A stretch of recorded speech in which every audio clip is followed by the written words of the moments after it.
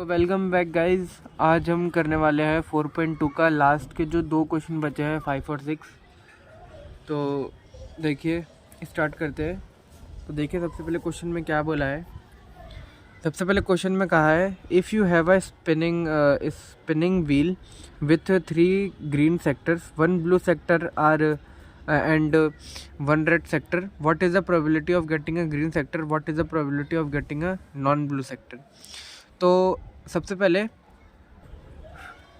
पहले हमें इसमें 3 ग्रीन सेक्टर दे रखे हैं और 1 ब्लू सेक्टर दे रखा है और 1 रेड सेक्टर दे रखा है। तो हमसे प्रोबेबिलिटी पूछी है कि प्रोबेबिलिटी बताओ ग्रीन सेक्टर के और नॉन ग्रीन सेक्टर के। तो नॉन ग्रीन सेक्टर में तो ब्लू और रेड दोनों आ जाएंगे। ठीक है, तो चलिए देखिए कैसे करेंगे इसे। तो सबसे पहले तो हमारे पास जितने सेक्टर है, तो देखिए देयर आर 5 सेक्टर्स। कितने सेक्टर हमारे पास? ठीक है, हमारे पास टोटल 5 सेक्टर्स है। जो 3 है वो ग्रीन सेक्टर है, जो 1 है वो ब्लू सेक्टर है और एक और 1 है वो रेड सेक्टर है। तो इन टोटल का हो गया हमारा 5 सेक्टर। ठीक है, अब हमसे प्रोबेबिलिटी पूछी है, probability of getting a green sector. Probability हमें बतानी है। देखिए प्रोबेबिलिटी, तो पहले प्रोबेबिलिटी पूछी है कि गेटिंग अ ग्रीन सेक्टर। तो हमें पता है जैसे कि हमारे पास ग्रीन सेक्टर कितने हैं, 3 ग्रीन सेक्टर है। तो यहाँ पे मेरा जो आंसर आएगा वो आएगा 3/5। अपॉन 5 में क्यों? क्योंकि हमारे टोटल नंबर ऑफ आउटकम्स कितने हैं, 5, और फेवरेबल आउटकम्स हमें चाहिए कितने, वो है 3। ठीक है, अब अगले में दे रखा है कि ये ब्लू सेक्टर में बताना है कि ब्लू सेक्टर कितने हैं।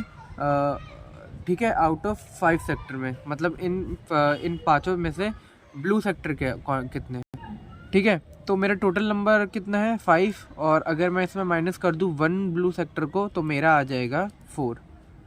ठीक है, अब वैसे ही अगला देयर इज हाँ, so therefore probability of getting a non-blue sector is equal to 4/5। ठीक है, अब जो मेरा नॉन ब्लू सेक्टर है, मतलब जो ब्लू है ही नहीं, वो कितने हो जाएंगे, 4, और अपॉन में कितना आ जाएगा, 5। 4 यहाँ से हमने ले लिया और टोटल नंबर ऑफ आउटकम्स कितने हैं, 5 है। ठीक है, अब देखिए आगे 6 क्वेश्चन देखते हैं, जो ये चैप्टर का लास्ट क्वेश्चन है। ठीक है, तो इसमें दिया है find the probability of the events given in question 2। तो हम क्वेश्चन 2 पे चलते हैं। देखिए क्वेश्चन 2 पे ये वाले क्वेश्चन है, when a die is thrown list the outcomes of an event of getting a prime number not a prime number. तो ये सब हमें दे रखा है। अब तो देखिए जैसे हमने ये सेकंड वाला क्वेश्चन सॉल्व किया था, बिल्कुल तो नहीं कह सकते बट थोड़ा मोड़ा उसी की तरह है। तो सबसे पहले हमसे पूछा है कि आप प्राइम नंबर की एक प्राइम नंबर बताने हैं कि प्राइम नंबर कौन कौन से है इसमें। ठीक है, तो हमें प्राइम नंबर पहले हम लिख लेंगे कि डाइस को जब थ्रोन करते हो कितने नंबर है, वो तो मैंने ये सेकंड क्वेश्चन में बता रखा है। तो 1 2 3 4 5 एंड 6। ठीक है, अब मेरे से बोले प्राइम नंबर्स कौन कौन से हैं। तो प्राइम नंबर्स कौन कौन से, 2 3 5 आर प्राइम। ठीक है, अब मैं इसको प्रोबेबिलिटी में करूँगा तो मेरा आएगा अपॉन में 6 और ऊपर 3, क्योंकि टोटल नंबर ऑफ आउटकम्स मेरे पास कितने हैं, 6, और फेवरेबल आउटकम मेरे को चाहिए कितने, तो वो आ गया 3। तो इसको हम काट लेंगे तो आ जाएगा 1/2। ऐसे ही सेकंड में आएगा कि जो प्राइम नंबर नहीं है, नॉट अ प्राइम नंबर, वो कौन कौन से है। ठीक है, नॉट अ प्राइम नंबर के केस में आएगा 1 4 एंड 6। ठीक है, ये प्राइम नंबर नहीं है, तो इसमें भी आ जाएगा 3/6। टोटल नंबर है हमारा 6 और फेवरेबल हमें चाहिए कितना, 3, तो 3/6 तो आ जाएगा 1/2। अब इसी की तरह सेकंड क्वेश्चन में सेकंड पार्ट में चलते हैं। इसका ये पार्ट अब है, इसमें अ नंबर ग्रेटर देन 5। अब डाइस को जब हम थ्रोन करते हैं तो हमारा ग्रेटर देन 5 तो सिर्फ एक ही नंबर आता है जो कि 6 है। तो सिर्फ आएगा कि ओनली 6 इज ग्रेटर,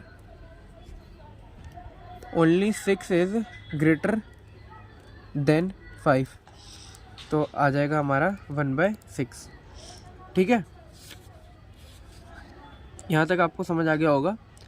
अब हम इसका बी पार्ट देखते हैं। बी पार्ट में बोला है a number not greater than 5। अब बी पार्ट में देखिए नंबर नॉट ग्रेटर देन 5 बोला है, तो इसमें हम करेंगे, तो इसमें हमारे कौन कौन सा आ गया, इसमें आ गए 1 2 3 4 और खुद 5, क्योंकि नॉट ग्रेटर देन 5 बोला है, मतलब 5 से आगे नहीं बढ़ना चाहिए, 5 और 5 से नीचे रह सकता है। तो इसमें ये 5 आ जाएंगे, तो इसका जो प्रोबेबिलिटी बनेगा वो आ जाएगा 5/6।